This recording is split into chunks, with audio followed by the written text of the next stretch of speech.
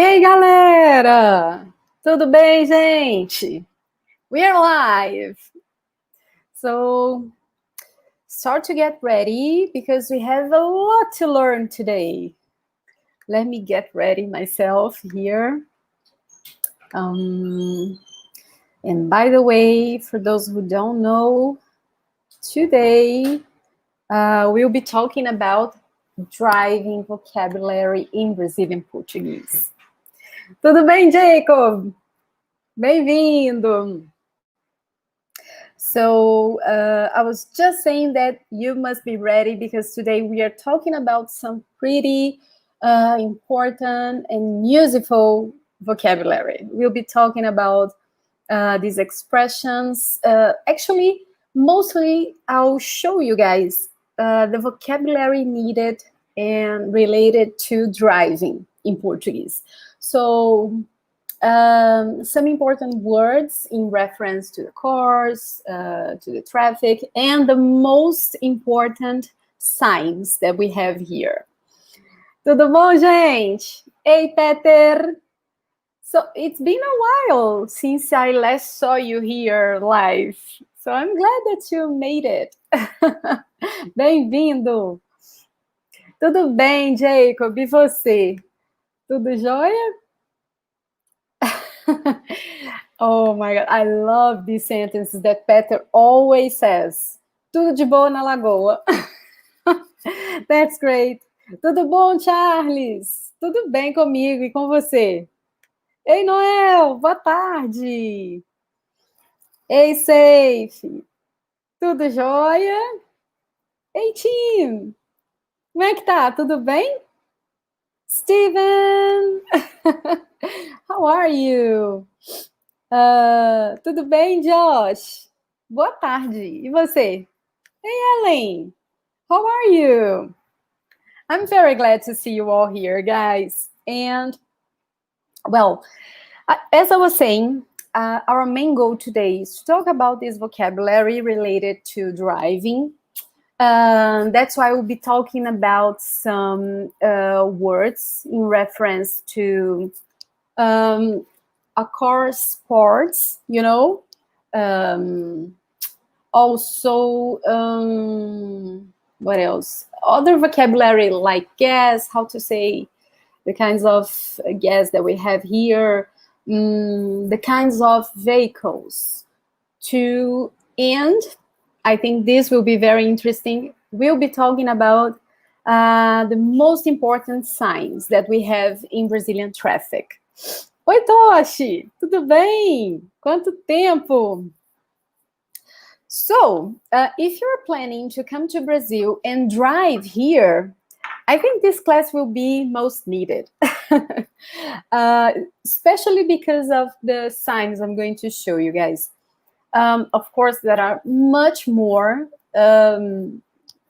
believe me, but I picked the most iconic ones, the most frequent ones, the ones we see a lot.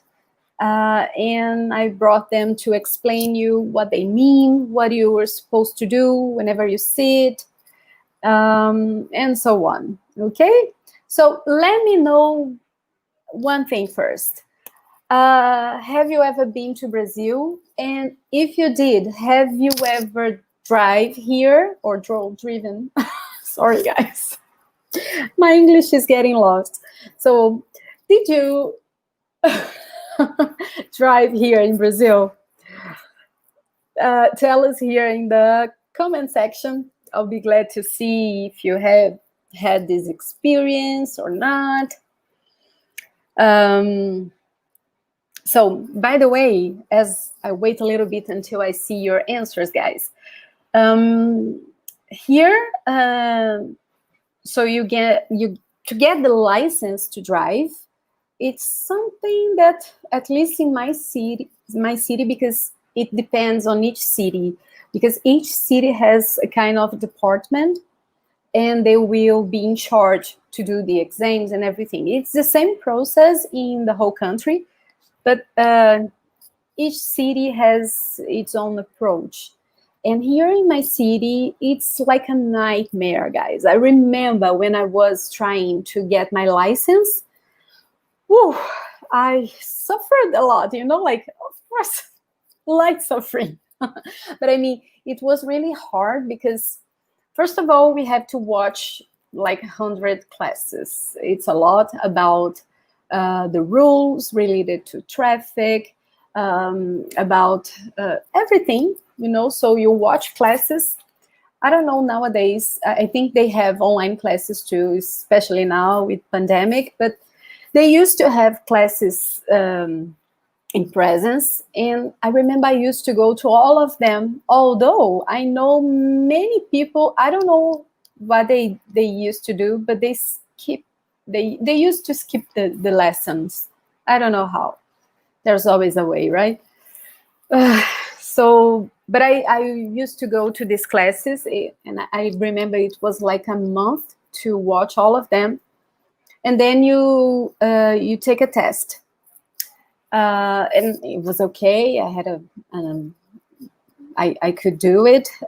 Some people don't pass this first test, so they have to do the exam again.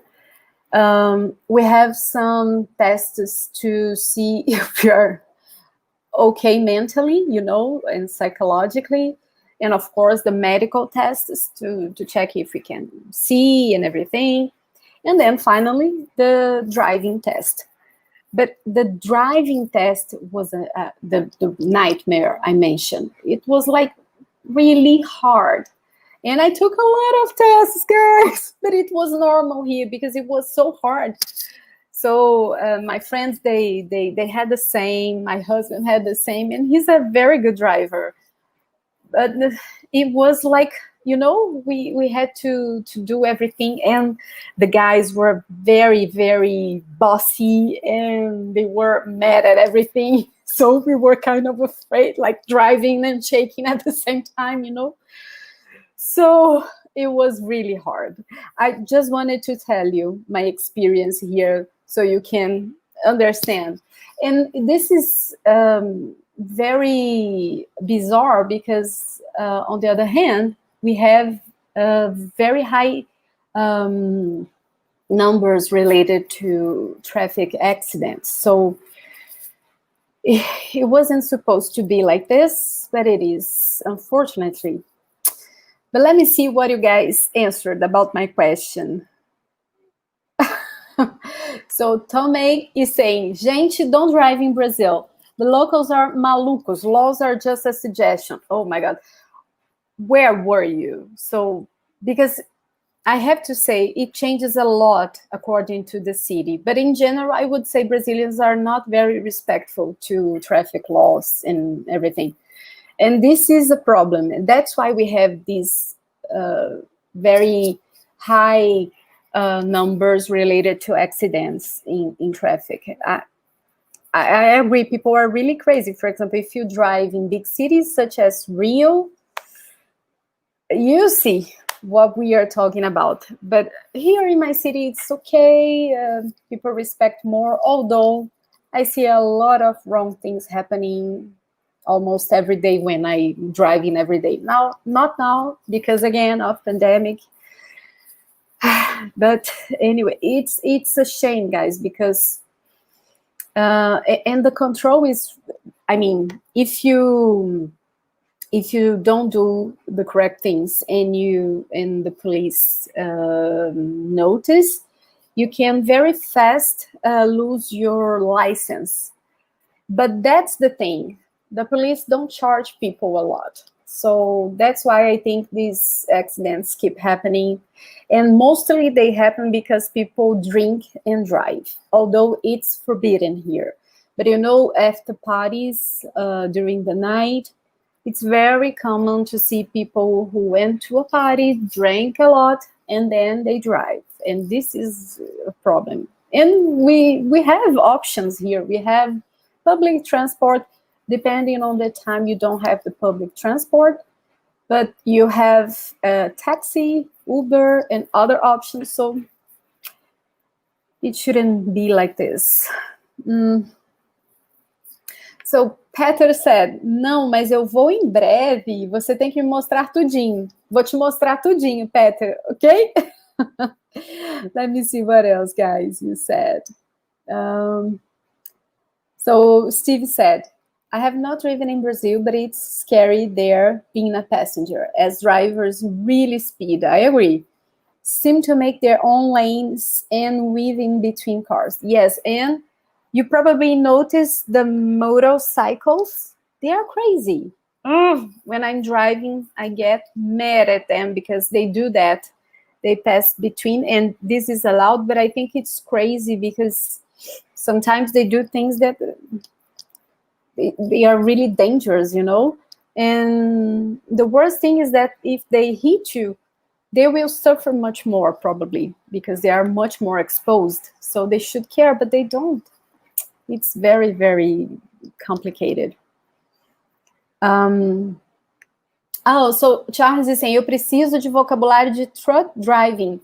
I didn't prepare something specifically to truck driving, but we can do a class about it specifically, Charles. We can talk about this stuff because it probably has a lot more of content different from the one we are seeing today. Let me see. Let me see what else. So Steven said, driven in Portugal, but not in Brazil. Okay. And Charles is saying, so você não passa. I passed the test after, I think, my 4th try. It's a shame, guys. But it's like this for everyone here in my city. It's bizarre. And I consider myself a good driver nowadays. I'm not crazy as most of Brazilians are. I pay attention to the rules and everything, but I confess I like to go fast. If I can, of course. If I'm in the city, it's not okay. But if I'm on a road, my husband, he used to say that how does he say it? Ele fala que eu tenho pé quente. So literally he says, I have hot food. It means I like to run, to go fast. That's it. So, let me see if you have any other question. Let me see. Yeah, so Tomek is saying that São Paulo was the worst. The motorcycles don't stop on red. Yeah, it's bizarre. It's crazy, guys. If you think about driving here, you should think a little bit more, especially if you drive in the city, in a big city like this. If you go to the Northeast and you decide to rent a car to go between cities, it's okay.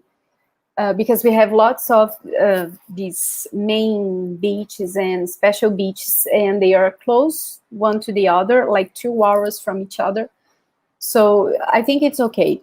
Although the roads won't be nice, you know, you find lots of holes on the roads. This is very, very, I don't know what to say in English, but in Portuguese I would say saco. It sucks. That's it. But to drive in a city, I think it's best if you just use Uber or taxi, I think, really. So let's start our class, guys. So I'm gonna show you, I'll share with you my screen with all the things that I prepared, and we'll go and check this vocabulary. If you don't understand something, if you have any specific question, you can ask, and I'll try to check the chat all the time, okay? Então vamos lá, let's go. Prontinho. Então vamos começar, gente. Então a primeira coisa que a gente tem aí são os automóveis, tá? So I'll try to speak more Portuguese now, okay? And if you don't understand something, you tell me, okay? And I'll just translate some words so you know what I'm talking about. I'll try to explain in Portuguese and then I translate, or I don't try to translate sometimes. We go like this, okay? Então, coloquei aqui 4 tipos de automóveis. Então, o primeiro é o carro, mais presente. Depois eu coloquei o caminhão, the truck, caminhão. Depois, a moto, e por fim, o ônibus, ok? O ônibus. Já fui colocando aqui, ó, gente, os artigos para vocês irem vendo o gênero, se é masculino ou se é feminino, ok? Beleza. Em seguida, olha só, vamos dar uma olhada nas partes do carro. E aí eu separei as partes do interior do carro, tá? Não as partes externas, nem do motor. Então, a parte interior do carro que a gente lida mais, tá? Para vocês saberem. Então, primeira coisa aqui, a gente tem a porta, the door, ok? E para abrir a porta, que a gente usa para abrir a porta é a maçaneta, ok? Maçaneta, então, é a doorknob, ok? Maçaneta. Em seguida, gente, olha só, coloquei aqui para vocês. O lugar onde a gente se senta no carro, a gente chama de banco, tá? O banco. E é a mesma palavra para banco onde a gente vai tirar dinheiro, depositar dinheiro. É a mesma palavra, é uma coincidência, tá? Então, o banco é o the seat, ok? Quando a gente quer falar dos bancos da frente, the front seats, a gente pode falar banco da frente ou banco dianteiro, tá? Tem essas duas opções. Então, eu posso dizer banco da frente ou banco dianteiro. E se eu quiser falar dos bancos de trás, the back seats, eu posso falar banco de trás ou banco traseiro, ok? Aliás, quem sabe o outro significado que essa palavra aqui pode ter? So, do you know the other meaning this word separatedly? The other meaning this word can have? Because here it's being used like an adjective to specify the kind of the seat, right? Back seat, banco de trás, banco traseiro. Mas essa palavra sozinha pode significar outra coisa. Quero ver quem sabe. Pode usar a seção de comentário para me dizer, gente. Bom, em seguida, gente, o volante. I'm not sure, but I think in English you say the car steering wheel. Is that so? O que a gente usa para conduzir o carro, para direcionar o carro. Em português, o volante. Beleza? I'm checking the comment section to see, and I think only Josh got it. So, traseiro can also mean butt, okay? It's a formal word, so in Portuguese, people don't use it a lot to refer to butts, but that's a possible meaning. So if you were watching a movie and you see the word traseiro, it can mean butt, okay? So pay attention.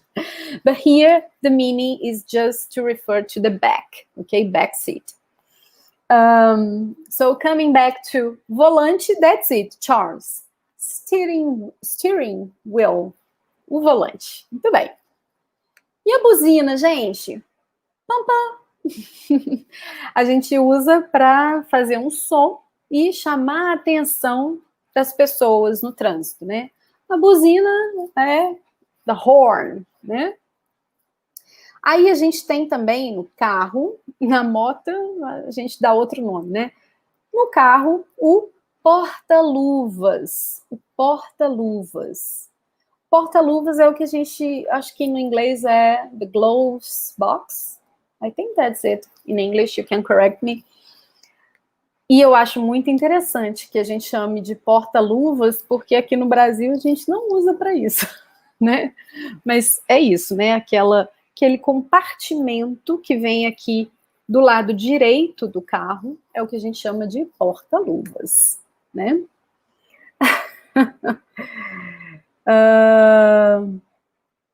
So let me see what you guys are saying. So Tomek is giving the other translation for traseiro, which is bunda. Yeah, we can also say bunda, and bunda is much more used than traseiro, okay? Safe has a good question here. Safe is asking, can you say assento da frente? Perfeito, Safe. It's another possibility, okay? You can say assento da frente, assento dianteiro, or assento de trás, assento traseiro. So, assento is a synonym word for banco, okay? So you can use both. They're both correct. So that's it, glove compartment. Glove box. So glove box is also okay. Okay, so that's it. We don't use to put gloves on it, but we also call it porta-luvas, okay? We use this word porta, guys, a lot to refer to a compartment, a place where you can put, where you can save something, you know, like to put this thing there. We use it a lot, okay? Let me see what else. Okay, so that's it. Coming back, then we have, guys, this one. So I'm not sure. I think you guys also use in English the word pedal to refer to the things that we can use to press with our feet, right? So you can also help me here. But in Portuguese, it's pedal, o pedal, okay? Most of Brazilian cars have 3 pedals, 3 pedais. Pedal para o freio, pedal para a embreagem e pedal para o acelerador. Então, vamos lá. Deixa primeiro eu ver se vocês já me falaram aqui. Correct, thanks. Pedal. Ok, so acelerador, guys. O pedal do acelerador, it's the accelerator pedal, okay?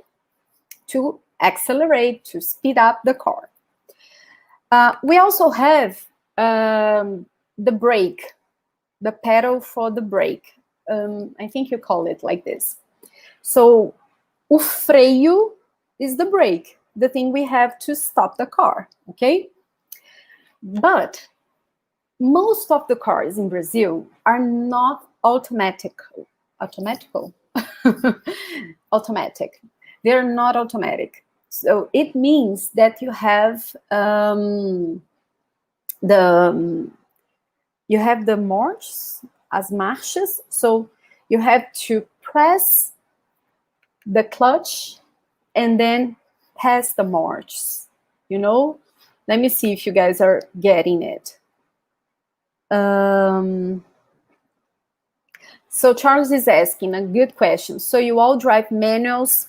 Most of Brazilians do. The automatic cars are much more expensive here. It's not a common thing. It's getting more and more common nowadays. And yeah, they are getting less expensive, but still it is expensive. So most of the cars are not automatic, and people don't drive automatic. So they drive manuals.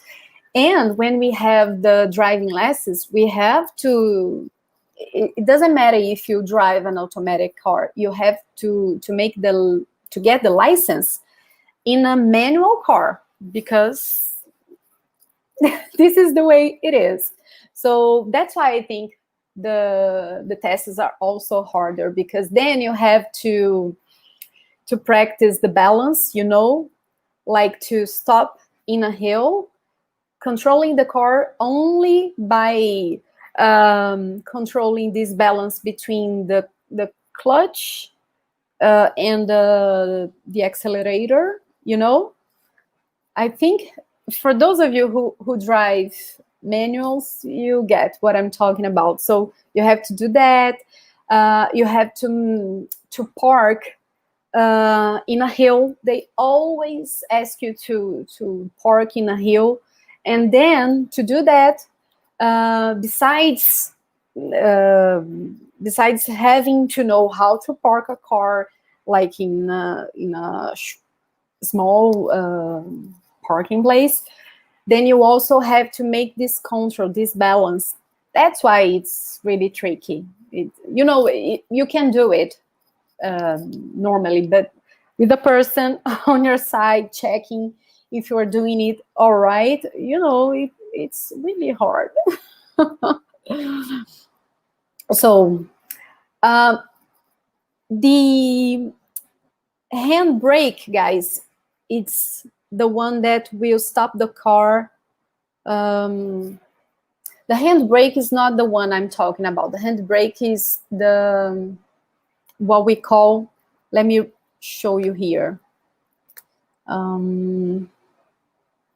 Handbrake would be o freio de mão. That's it. So handbrake, freio de mão. The other one, the pedal we use to just stop the car, that's what I was talking about. Freio, okay? So let's make the difference here. Handbrake, freio de mão.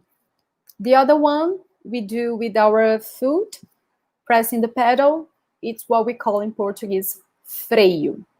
Freio, okay? That's it. Brake pedal. So, and Charles is saying emergency brake. So it's what we call freio de mão, the emergency brake.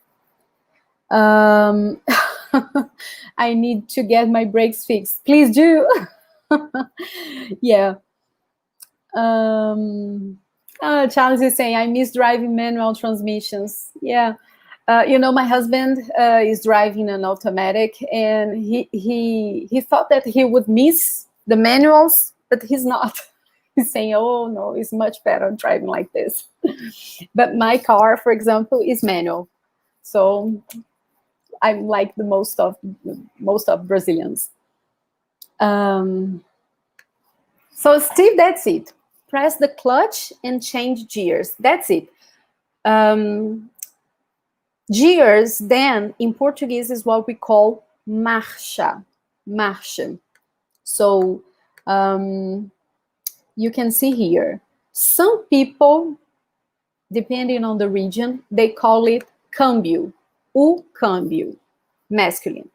And some people call it marcha, feminine, a marcha. Yeah, here in my city, I would say this one is most common, a marcha. Então, para passar a marcha, to change the gears, you have to press the clutch. Para passar a marcha, você tem que pressionar, pisar na embreagem, okay? So, the clutch, in Portuguese, is a embreagem, okay? E the gear, a marcha, okay?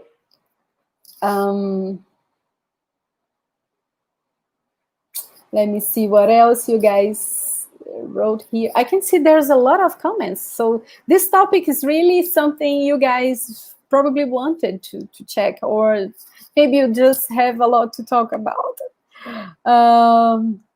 Let me see. Yes, I think that's it. Okay, so another thing, o cinto de segurança, okay, the seat belt, cinto de segurança, literally it means safety belt. E o retrovisor, which is the mirror we have in the car to see the other cars. So the one we have here, o espelho que a gente tem aqui, e os que a gente tem do lado de fora do carro, nas laterais, a gente vai chamar os três de retrovisor. okay? Of course, you can also call them espelho, but it's not so common. People normally refer to these mirrors as retrovisor, okay?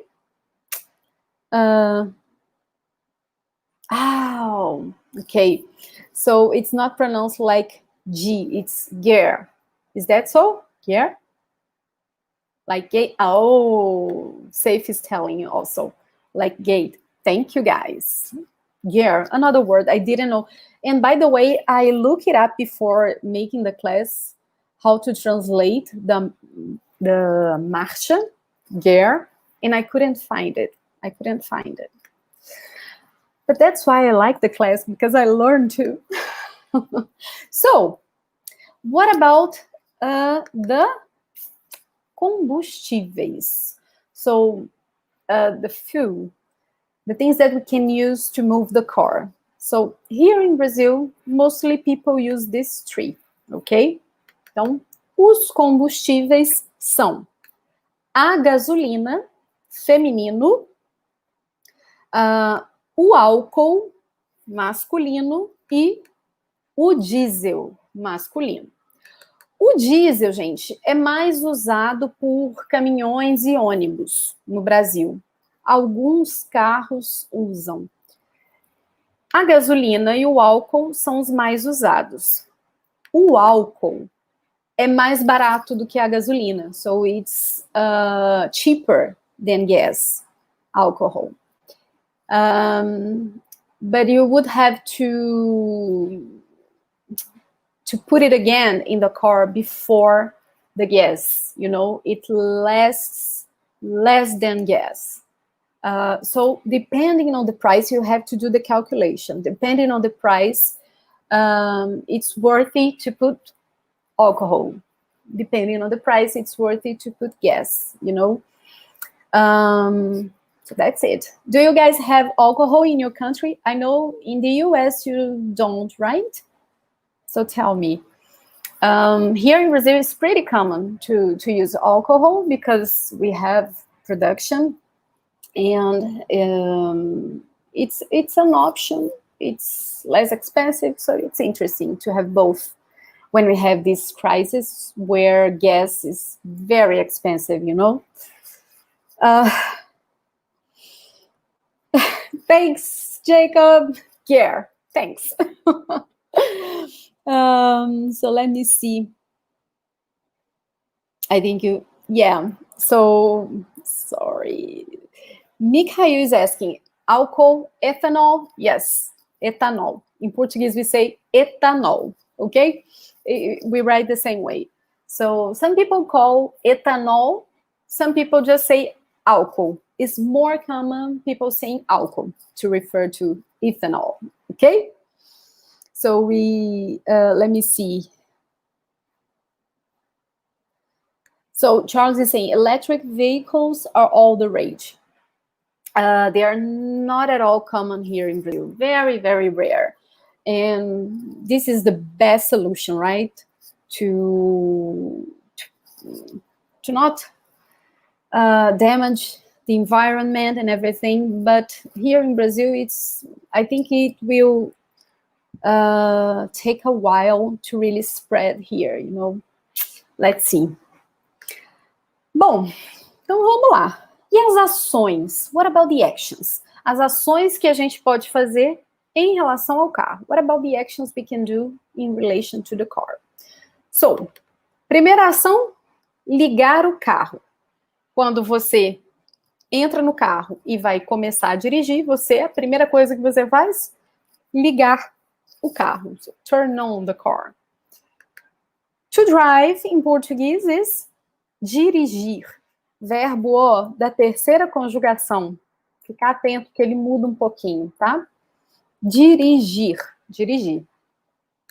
Acelerar, to speed up the car. Acelerar, okay?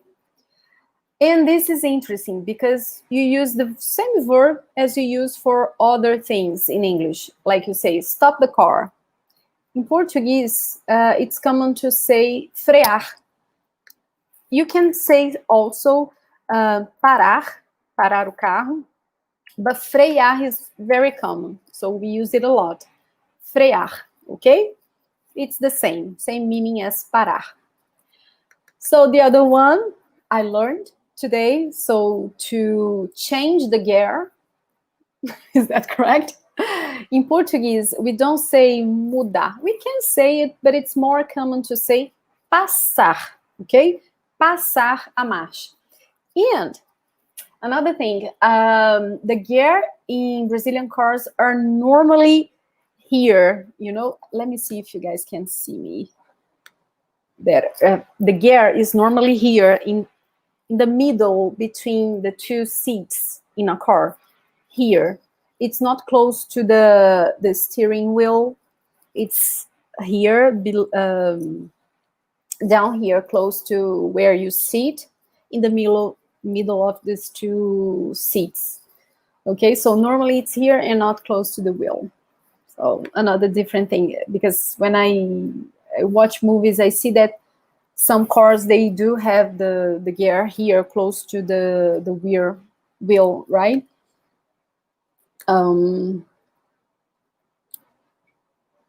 So you also say shifting gears. Okay, so in Portuguese is more passar a marcha, passar a marcha.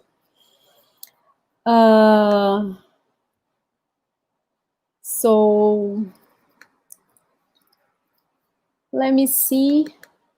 Okay, dar ré, dar ré. So this is to reverse the car, okay? Dar ré.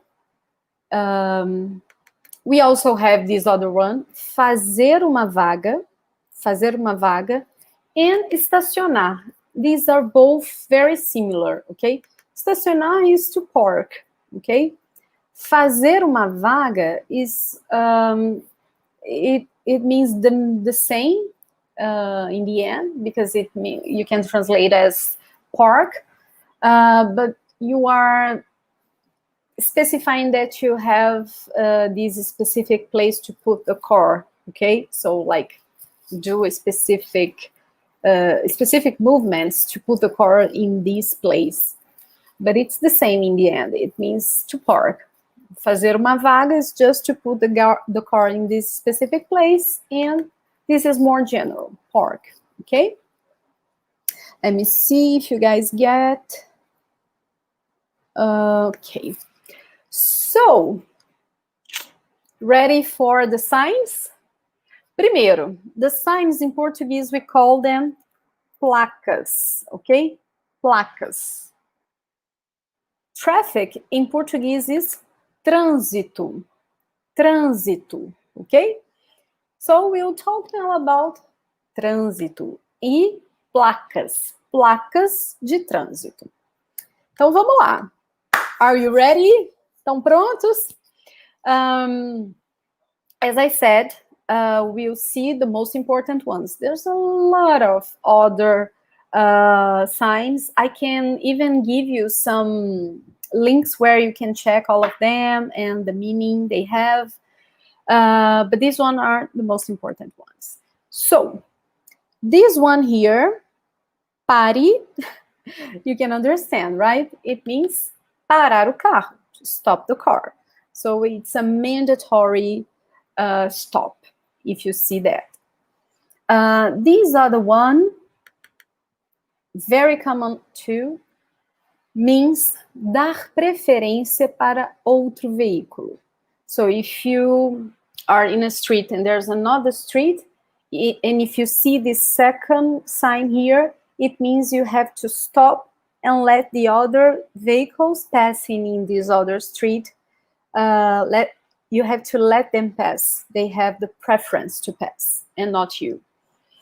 That's it. These ones are very important signs. We see them a lot, ok? Então, pare e dar preferência. Vamos ver essas aqui agora. These are pretty easy, right, guys? But I put here the meaning because they appear a lot too. So, whenever you see this kind of shape, contorno em vermelho e um corte no meio em vermelho, significa que não é permitido. Então, essa aqui não é permitido seguir em frente. So you can't go in this direction, ok? Essa aqui não pode virar à esquerda. So you can't turn to the left. E essa não pode virar à direita. You can't turn to the right, ok? Essa quer dizer que você não pode retornar à esquerda. So you can't return in the other way to the left. E essa não pode retornar para outra pista pela direita, ok? Então, essas aí são proibições de direções, ok? Seguindo, essa é bem importante também, essas aqui. Essa primeira, gente, significa que não é permitido estacionar o carro. So you can't park the car there. If you see this, you can't park there. Essa, por outro lado, significa que pode estacionar o carro. So you can park the car in this place. So what about this third one? If you see this two, this X, right? Esse X, essa cruz aí, né? Nesse caso, não é permitido parar nem estacionar o carro, tá? Então, ó, what's the difference? In this here, you can stop the car if you need to something quick, like someone has to get out of the car, but you can't park. In this case here, you can't even stop the car in this place, like in a huge avenue. You probably can't even stop the car there. So that's when you have this kind of sign, ok? Muito bem. E isso aqui, gente, it's common to see these signs here with these messages here below. So início means beginning. Término, the end. So if you see this sign here, it means you can't park the car starting at that point. And this prohibition, this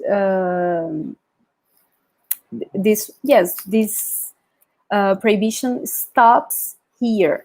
Okay, so beginning, ending. So they normally say where this begins and where this ends. It's common also to see with this one, the second one here. So you know where you can park. So beginning, end. Início, término. Okay? This one. So let me put it here. Yeah. So here it's also not so hard to understand.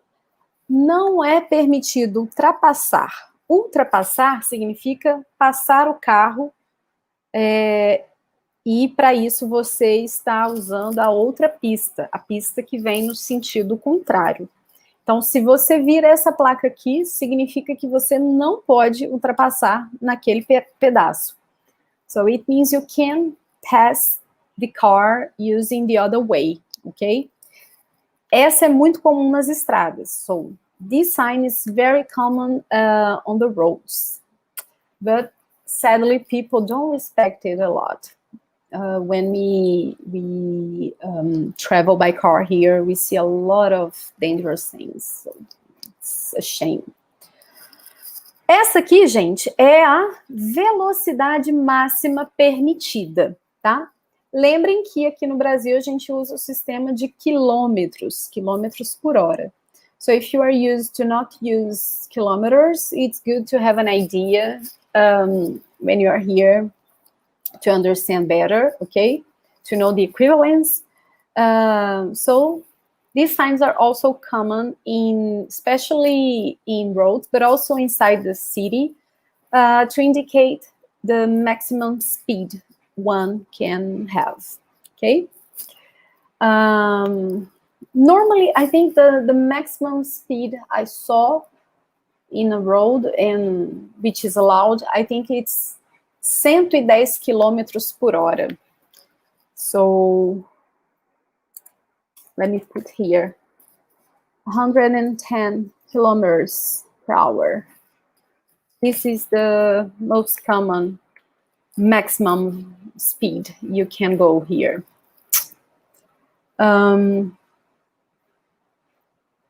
So if someone knows the correspondence, maybe they can help Charles. Peter, Islândia tem velocidade máxima de 90 km por hora na ilha inteira. It's pretty low, yeah. But I bet it's much safer than here. Well, essa aqui, gente, essa é ótima. Animais podem cruzar a pista. Então, se você vira essa placa, significa que podem existir animais naquela região. E aí é bom você ir mais devagar, porque eles podem entrar de repente na pista. So if you see this, it means there are animals in this place, so they can cross the road. So you should be like warned about it, you know. And I love it because we don't normally have this animal here in Brazil, the deer. So it's pretty funny. Some regions they are changing. In some regions they are changing the sign and putting another kind of animal, which are more common here. What about this one, guys? 14.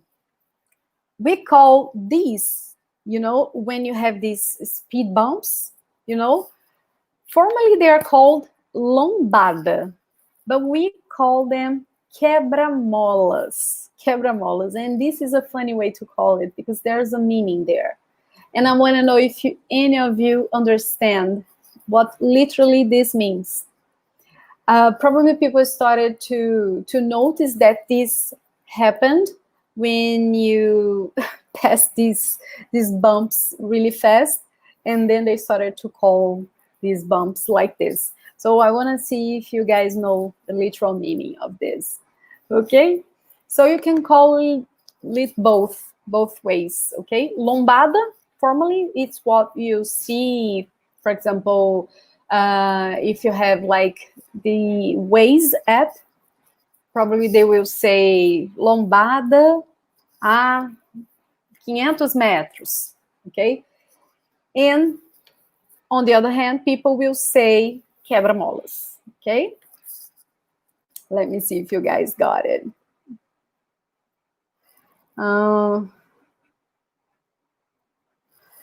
Okay. To break the molehills. Molehills. I'm not aware. Let me find here. Molehills. Molehills. Molehills. I'm not aware what is molehills. Well, maybe you're right, but I'm not able to tell. I'll check that and then I tell you. Okay, guys.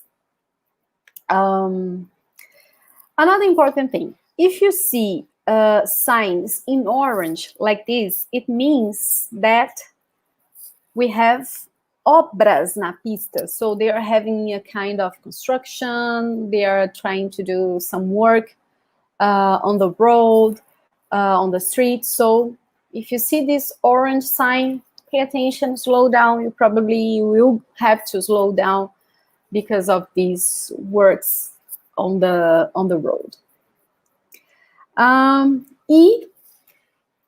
About the maximum speed you can have, a very common thing we have here in Brazil, especially on the roads, are the electronic fiscalization of the speed, what we call radar, okay? They try to read the speed that the car is, and if it's more than it's allowed in this place, then you'll be notified and you have to pay, okay? So these signs are normally like this. You can have this one with the speed and just this notification, fiscalização eletrônica, or like this, and then you have here also the message fiscalização eletrônica, or like this. So it can change, okay? And formally, they will announce like this, but in apps like Waze or Google Maps, or people will just say radar, okay? And it's not cheap. They are pretty expensive if you hit the maximum speed. So, and there's a reason why it should be expensive, right? So that's it. Let me see. And my last information for you, I think it's important because it's different in some countries. So, lembre-se, o uso de celular é proibido ao volante. So, here in Brazil, guys, and this goes for the whole country, we don't have different rules, different laws in each state. It's the same law for the whole country. So, it's forbidden to use cell phones while you were driving. So, if you do that and a policeman sees it, you can get a traffic ticket, you know. So you should avoid it. Inside in a street, in a city, in a road, it's forbidden in all places. So you can't use phones when you are driving. And yeah, that's it. You can like manipulate your phone while you are driving. You can't. That's it. Okay, guys. I think that's it. I think I gave you all I could about this thing in an hour. Of course, we could talk like for more 1, 2, 3 hours about this thing because we have so much vocabulary to learn, more than this I brought to the class, and more interesting facts about driving in Brazil. But I wanted to make like a cut about the most important things you probably would like to know related to vocabulary and to the signs. So I think that's it. But if you want to know more about it, I can send you guys, I can post on our Instagram account some links for you if you want to study more about Brazilian laws, Brazilian traffic laws, right? I can do that if you're interested. And I think that's it. De nada, Ellen. Obrigada a vocês, gente. I want to thank you for being here. I really hope this was helpful for you. I think driving in another country is always a little bit scary. And I know Brazilian traffic can be very, very scary. And I really think you should think before coming here. If you really want to drive here, maybe come here, see how the traffic works, and then maybe you decide if you really want to drive or not. To use Uber, it's really a good option. I think it's cheap and faster. You don't have to worry about parking, so you'll be more relaxed, you know.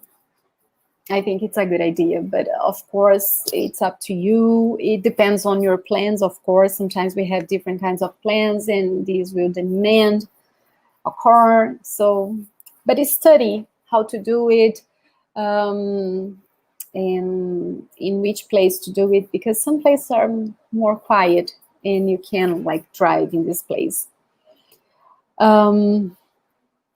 And Jacob is giving a nice tip here. I actually learned a lot of this vocabulary by changing my cell phone language to Portuguese and following the GPS that way. That's a great tip, guys. I've talked about it earlier with you guys. This thing of changing the language on your phone, it's amazing. Like, you get a lot of vocabulary without even thinking about it, you know, like, you won't make the effort to study and memorize everything. It will come easily. So to do that is a very good tip. And if you can like put the GPS in Portuguese, it's awesome. You get a lot of this kind of vocabulary. So let me see. I think that's it, guys. So thank you so much. Muito obrigada, gente. Remember, when you have any kind of tip for the classes, you tell us, and we'll be glad to prepare something for you. Que bom que você gostou, Jacob. Obrigada a você. Ei, Peter, que bom que você gostou também. Espero que vocês aproveitem bastante. Beijos e até a próxima. Tchau, tchau, gente.